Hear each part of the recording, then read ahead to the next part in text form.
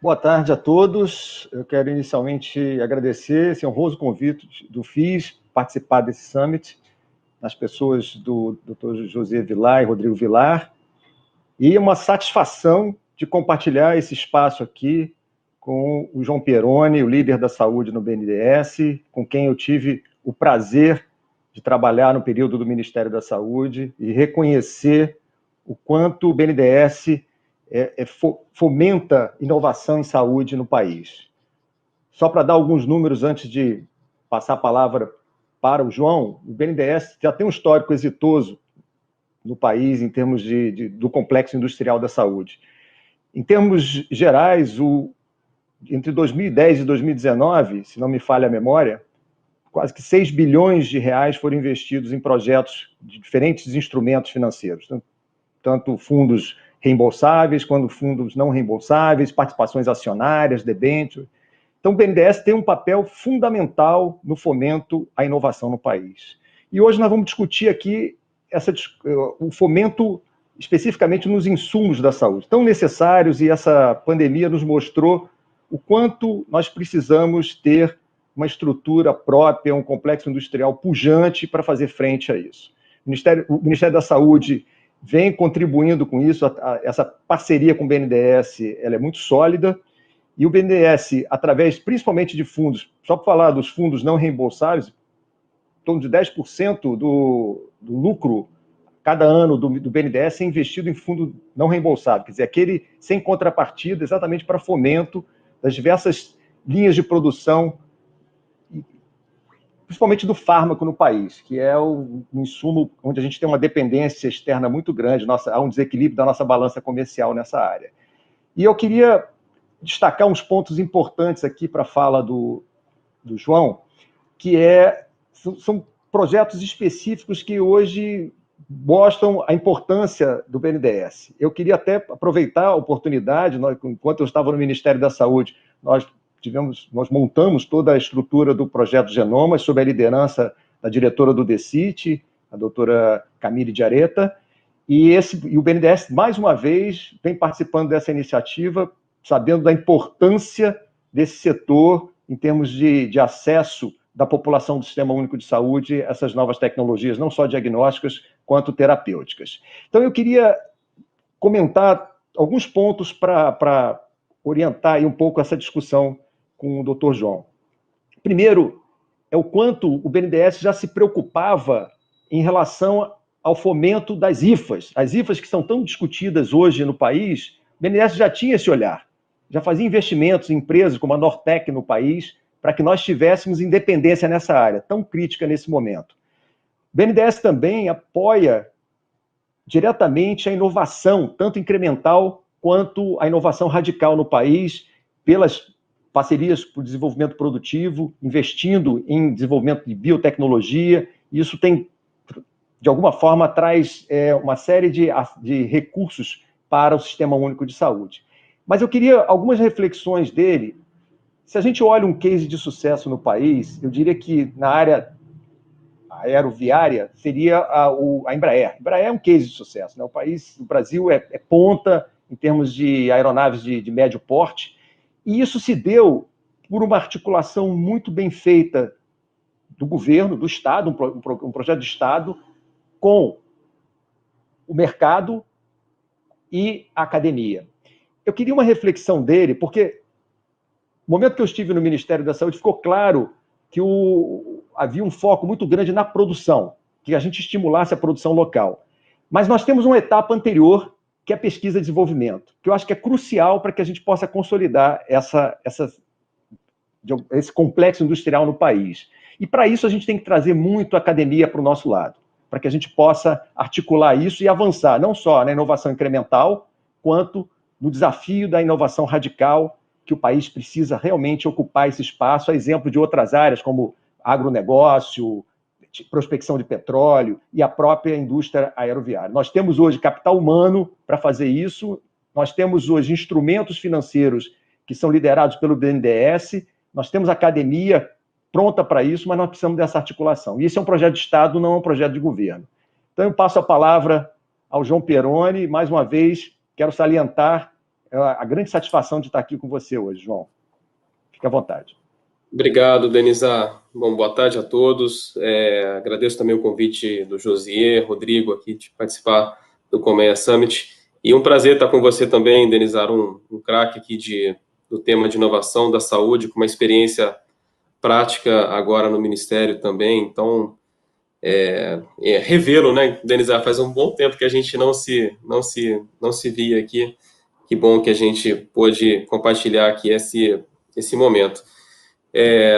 Denizar, eu acredito, né, pegar o seu último ponto da sua fala, né, assim, tratando inovação com a política de Estado, né, eu acho que isso é fundamental, isso é um ponto de partida, porque a inovação, ela por natureza, por definição, ela é de médio e longo prazo, ela tem risco, ela tem incerteza, então a gente não é possível conceber políticas públicas que olhem apenas para o curto prazo, quando a gente está discutindo inovação, quando a gente quer ver os efeitos daquelas políticas públicas na inovação. Então, acho que esse é um ponto de partida, uma premissa e a gente, naturalmente, no Brasil, há dificuldade em a gente ter políticas mais perenes, né? Depois a gente pode entrar em mais detalhes aqui, em algumas delas que são importantes. Mas, ponto número 1, né? Então, temos que ter uma política de Estado e de longo prazo. O Brasil, ele dispõe, assim, antes de entrar especificamente no BNDES, Denizar, o Brasil dispõe de um conjunto de instituições, mecanismos, que eu diria que é completo no mundo, né? Completo do ponto de vista de papéis que por exemplo, CNPq, CAPES e as FAPES, né, as fundações de apoio de amparo à saúde, podem fazer na pesquisa básica, né, naquela pesquisa mais próxima da universidade. Depois a gente tem a FINEP, temos a Embrapi, fazendo ali a ponte entre empresas e instituições científico-tecnológicas, e temos o BNDES também fazendo aqui parte desse papel e olhando com esse olhar também para aquilo que pode chegar a mercado, aquilo que pode alavancar a economia e ver o impacto social da inovação lá na ponta. Então, a gente tem um sistema de ciência e tecnologia no Brasil, em termos de instituições, de instrumentos, eu acho que bastante abrangente, né? Então, temos que ter essa visão, por um lado, de Estado, de longo prazo, temos instituições, a gente vem tendo também dificuldades em relação ao orçamento das instituições, né?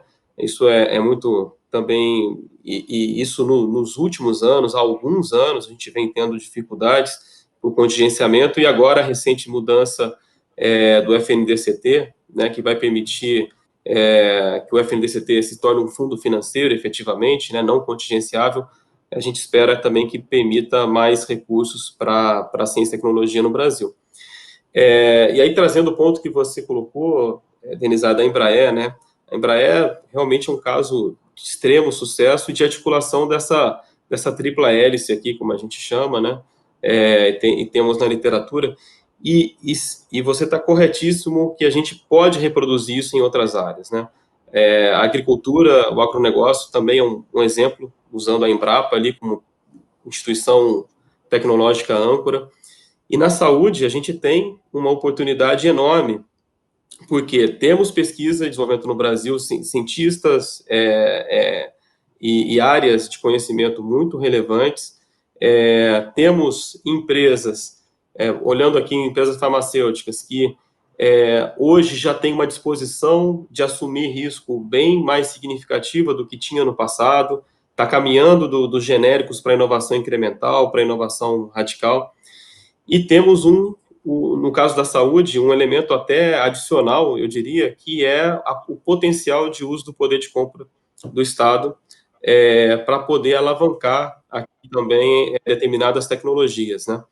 Então, a gente temos as condições para sermos muito menos dependentes do que somos hoje, por exemplo, de insumos farmacêuticos, de produtos na fronteira do conhecimento, que são os produtos biotecnológicos.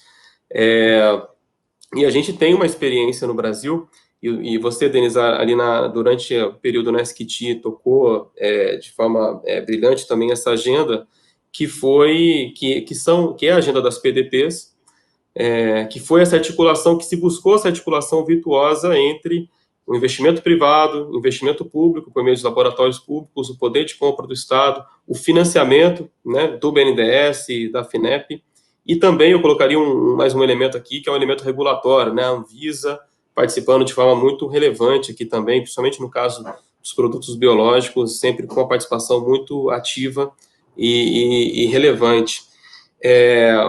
A gente buscou, né, é uma experiência que eu acho que tem erros e acertos, não tem a menor dúvida que há uma série de aprimoramentos a serem feitos por exemplo, nessa política pública, né, mas que permitiu ao Brasil hoje, né, se a gente olhar num filme, Denizar, de 2009, 2010 para 2021, ao longo de 10 anos, a gente não tínhamos nenhuma planta de biotecnologia no Brasil, nenhuma planta. Hoje nós temos 4 plantas de biotecnologia no Brasil, privadas e 2 públicas. Claro que, de novo, aí volta no seu ponto, a gente aqui olhando a produção, falta ainda arrastar o lado da inovação, do desenvolvimento, e eu acho que esse é um ponto que a gente precisa aprimorar dentro de uma política pública como essa, por exemplo, né? Mas acho que mostrou que é possível, né? Então, eu acredito que a gente tem aqui que usar esse exemplo para que a gente possa aprimorar, trazer a inovação aqui junto dessa estratégia, para que a gente realmente possa fazer com que o Brasil detenha não apenas a capacidade de produção, que é importante, a gente está vendo agora na pandemia, a capacidade de produção de vacinas no Brasil quem né, tanto no Butantan quanto na Fiocruz, quem tem conseguido que o Brasil tenha uma performance de vacinas superior, né, já produzindo, fazendo a formulação e daqui a pouco tempo também formulando os IFAs, mas a gente poderia estar produzindo a vacina desde o IFA se a gente tivesse esse conhecimento dos IFAs, do desenvolvimento da vacina anterior, que eu acho que é o passo adicional que a gente precisa dar. Então, para começar um pouco da nossa conversa aqui, eu acho, colocaria esses elementos de política de Estado, longo prazo, temos instituições, e na saúde a gente tem um ambiente também, Denizar, que acredito que seja muito propício para a gente almejar ter empresas, né, que sejam tão competitivas na saúde quanto a Embraer é hoje no setor aeronáutico. Há ajustes necessários a serem feitos, mas o saldo é muito positivo dessa política. O que isso favoreceu de acesso da população a novas tecnologias é um impacto fantástico. Porque esse é a nossa motivação principal, é realmente dar acesso através do SUS, e o Projeto Genomas tem esse intuito também, mapear a população do ponto de vista... Nós temos uma característica multiétnica que exige um maior conhecimento da prevalência das doenças, e isso certamente a gente vai conseguir. Mas o que eu queria comentar contigo, e ouvir um pouco da tua percepção, é que a gente ficou meio classificado o complexo industrial com PDP. PDP é complexo industrial. A PDP é mais um dos instrumentos para isso. E nós tivemos a oportunidade, na chegada das vacinas para o SARS-CoV-2, inclusive, de usar um instrumento já previsto em lei, que é a encomenda tecnológica.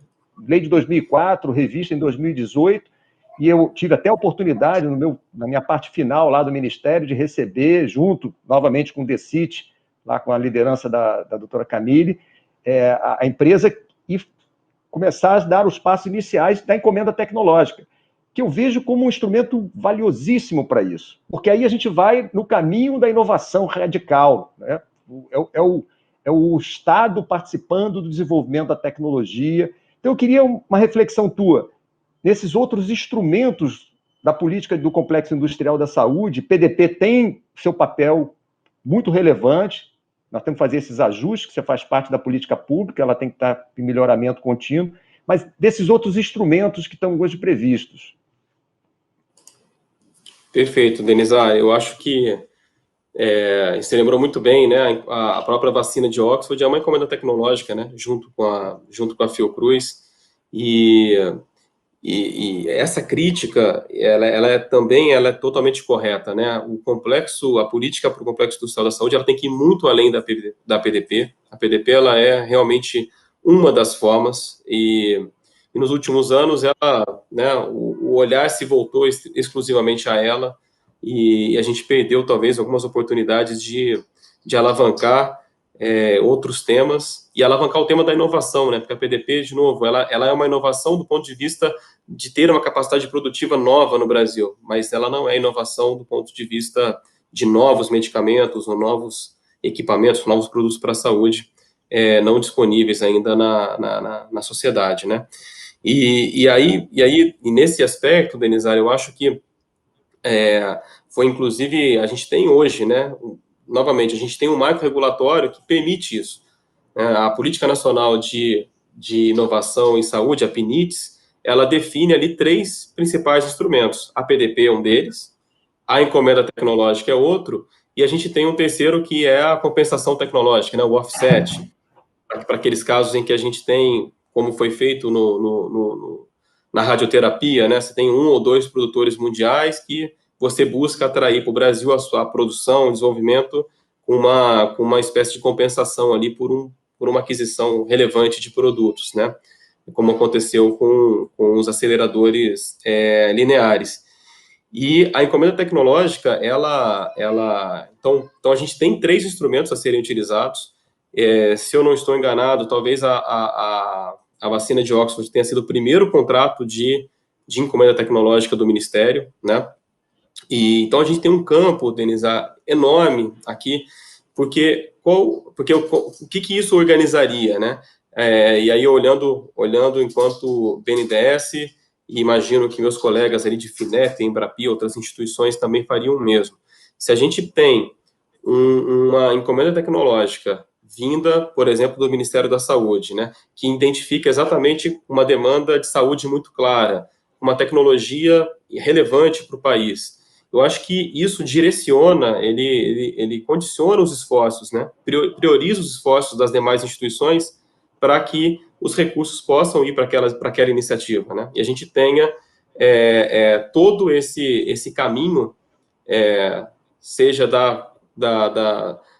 do financiamento, mobiliza a Anvisa, mobiliza, obviamente, o próprio Ministério da Saúde, e a gente realmente consegue ter um resultado muito mais efetivo.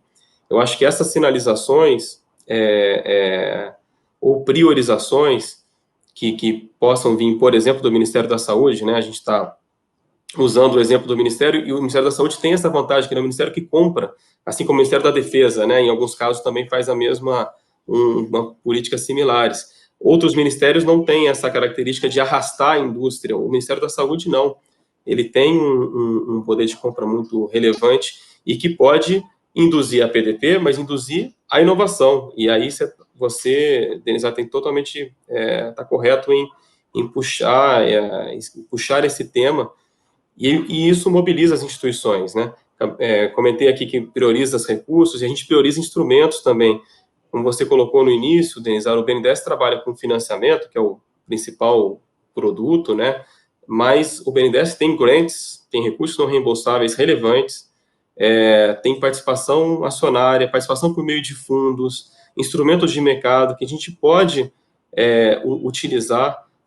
Queria só um último adendo, Denise, você comentou aqui do projeto Genoma, né, que é uma iniciativa incrível, né, que foi lançada o ano passado, por meio de uma portaria que chama, né, o branding do nome é o Genomas Brasil, e o Ministério já vem fazendo um conjunto grande de ações, e o BNDES, ele deve lançar, Denise, em pouco tempo, né, a gente tem inclusive uma reunião amanhã com os pesquisadores, com o próprio Ministério, para definir os últimos detalhes de uma chamada pública de 50 milhões de reais para apoio a projetos não reembolsáveis, né, para apoio a projetos de sequenciamento genômico no Brasil, em razão de tudo que você colocou aqui, da diversidade que a gente tem da população brasileira.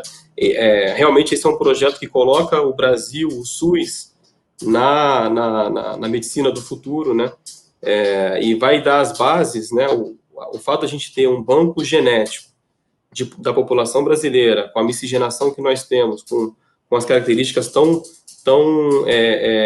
heterogêneas da população brasileira, a gente vai ter uma base fantástica para que a gente possa avançar novamente no tema da inovação, de novos medicamentos, de novas terapias, de terapias celulares. Então, ela vai ser a base da medicina do futuro, né? Então, a gente deve ter, em breve, esse lançamento da chamada em conjunto com o Ministério da Saúde.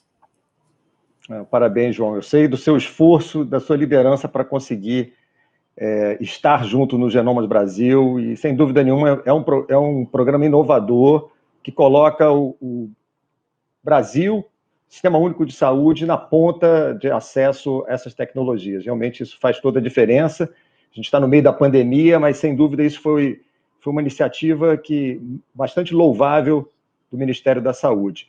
Eu queria aproveitar essa discussão tua sobre fundos não reembolsáveis, e você tem um BNDES Funtech, né, que é dedicado exatamente a isso. E eu queria destacar, e ouvir um pouco da sua fala, que o BNDES, ele tenta ocupar um espaço onde a gente tem muita carência, que são, por exemplo, as doenças negligenciadas.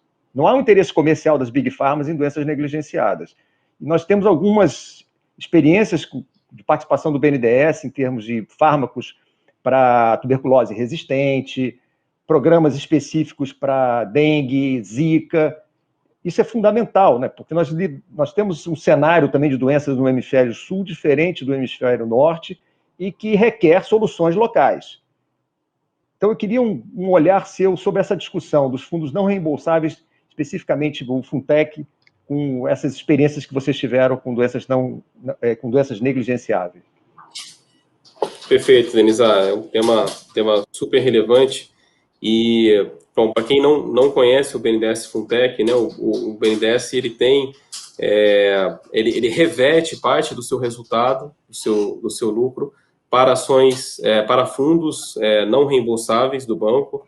Um deles, né, são 4 fundos, um tecnológico, que se chama BNDES Funtech, justamente para alavancar a inovação no Brasil e a saúde dentro de todos os temas. Denisa, é a área que mais utiliza esses recursos não reembolsáveis de inovação, e a gente sempre teve um olhar para esse recurso, certamente é o mais nobre do banco, né, um recurso não reembolsável, que a gente realmente consegue alavancar iniciativas que não sairiam sem esses recursos, né?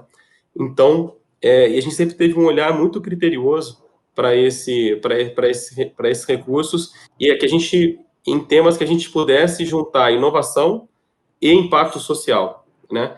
E aí fica patente a importância, né, das doenças negligenciadas para o Funtech, onde, como você colocou, Denise, o Brasil convive com essa carga tripla de doenças. A gente tem ainda um conjunto enorme de doenças tropicais, né, de incidência de doenças tropicais, transmissíveis. E então a gente tem um conjunto de projetos financiados, e a gente pretende lançar mais uma rodada de novos projetos também, de doenças como esquistossomose, a gente tem um projeto super interessante, né, para você não encapsular o praziquantel, esquistossomose, aderência em crianças. As crianças não tomam o medicamento porque ele é de um gosto amargo terrível. Então, para aderência ao tratamento de crianças, para tuberculose resistente, como você mencionou, temos um projeto em conjunto com a Fiocruz e com a DNDi, que é um braço do Médicos Sem Fronteiras, né, que lida com doenças negligenciadas, de produtos para chagas, para leishmaniose, e são inovações, Denise, que o Brasil tem competência na academia. O Brasil tem uma competência em doenças não transmissíveis enorme, de conhecimento científico. temos instituições dedicadas a isso, né, por exemplo, a Fiocruz, mas há outras, e temos também empresas privadas que querem ter esse tipo de ação, querem colocar esses produtos no portfólio. Lembrando que aqui a gente também desenvolve os IFAs, né? Aqui é uma autonomia, por isso que é interessante, né? A gente tem recursos não reembolsáveis para que a gente desenvolva um IFA brasileiro, né, de uma nova doença, inovador, que tem, então, todo o aspecto tecnológico, mas que enderece uma doença que não há interesse, né, das multinacionais, há muito pouco interesse das multinacionais, e há uma prevalência enorme no Brasil. Então, esse certamente continuará sendo um dos nossos focos, Denisa, e a gente vem tentando, qual que é o cenário hoje do Funtech, tá? Pensando também para frente, né? A gente tem uma diretriz hoje no BNDES de buscar cada vez mais parcerias para alavancar os recursos não reembolsáveis do banco, né? Para que o nosso R$1 ele possa se juntar a outro R$1, trazer mais um e tentar fazer um conjunto, trazer um impacto maior com os recursos não reembolsáveis. Então, a gente firmou no ano passado uma parceria, por exemplo, com a Embrapi, de repassando recursos para a Embrapi coloca também um terço dela, e a gente consegue trazer empresas aqui com mais um terço, né? Então, a gente multiplica esse recurso, e a gente deve, né, tá buscando reproduzir essa parceria agora, também com a Embrapi, e olhando para IFAs estratégicos para a saúde. Então, e aqui entram as doenças negligenciadas, sem dúvida, né? Então, a pandemia, ela escancarou essa necessidade, né, Denisa, e essa fragilidade, na verdade, da estrutura produtiva brasileira. Então, essa articulação que a gente vem buscando com a Embrapi, ela vai buscar endereçar esse ponto. Então, IFAs que sejam de grande potencial estratégico para o Ministério da Saúde, para a saúde pública brasileira, vacinas, autonomia em diagnósticos, né? A gente tem uma dificuldade enorme de reagentes aqui no Brasil, então a gente tem que ter um pouco mais de autonomia também em áreas, na área de diagnóstico. Então, o nosso grande objetivo é alavancar, continuar com esse tema das doenças negligenciadas, buscando alavancar os recursos por meio dessas parcerias, né? E para encerrar aqui, para devolver o tema para você, Denizar, a gente tem o BNDES, ele junto com o Ministério da Saúde, o principal patrocinador da vacina da dengue, né, que vem sendo desenvolvida pelo Butantan. A gente espera que no ano que vem, no máximo, a gente seja possível protocolar o registro da vacina da dengue, que vai ser um gol de placa da ciência brasileira, porque essa foi uma cepa desenvolvida nos Estados Unidos, mas totalmente feito de desenvolvimento a partir dela pelo Butantan, né, ao longo, e pela ciência brasileira aqui. Então, eu acredito que a gente tenha também boas notícias aí em 2022. E, por último, a Zika também, a gente está ganhando uma autonomia enorme com o diagnóstico de Zika, que hoje é tão complexo de diferenciar Zika, dengue, chikungunya. A Fiocruz está chegando com recursos do banco num diagnóstico totalmente diferencial entre as três doenças, que em breve também deve estar disponível no SUS. Muito bom, João. Muito bom ouvir isso e saber o quanto a gente está realmente avançando nesses desafios da saúde pública. Nós estamos no último minuto infelizmente, dos nossos 30 minutos de participação. Eu queria só destacar um ponto que eu acho que é fundamental na tua fala, que é o papel da Embrapi. A Embrapi tem que ser muito valorizada pela área de saúde, porque a Embrapi ela pode reproduzir o que a Embraer fez em relação aos aviões, o que a Embrapa faz em relação ao agronegócio. A Embrapi pode, para a área de saúde, representar isso, sob a liderança do professor Jorge Guimarães. A gente espera que ela avance, principalmente nessa área dos fármacos, onde há uma necessidade muito grande. Bom, nós chegamos ao final, e eu quero passar a palavra para as reflexões finais tuas, João. Bom, Denizar, eu queria agradecer, infelizmente é muito rápido, a gente podia ficar dias aqui, né, Denizar, conversando sobre esse tema que é incrível e tão necessário para o país, né? Eu acho, mais uma vez, que a gente tem agora uma oportunidade de recolocar o tema do complexo da saúde e da necessidade de investimentos em inovação, em produtos estratégicos para o SUS, dada essa fragilidade que foi mostrada pela pandemia. Então, eu acho que o BNDES ele vai estar totalmente à disposição e vem trabalhando para que a gente possa ter um conjunto maior de recursos, de instrumentos e uma maior articulação com as instituições para a gente avançar nesse objetivo. Obrigado mais uma vez, Denizar. Obrigado. Obrigado, João. Prazer revê-lo e, mais uma vez, agradecer ao FIS e elogiá-los por essa iniciativa de excelência.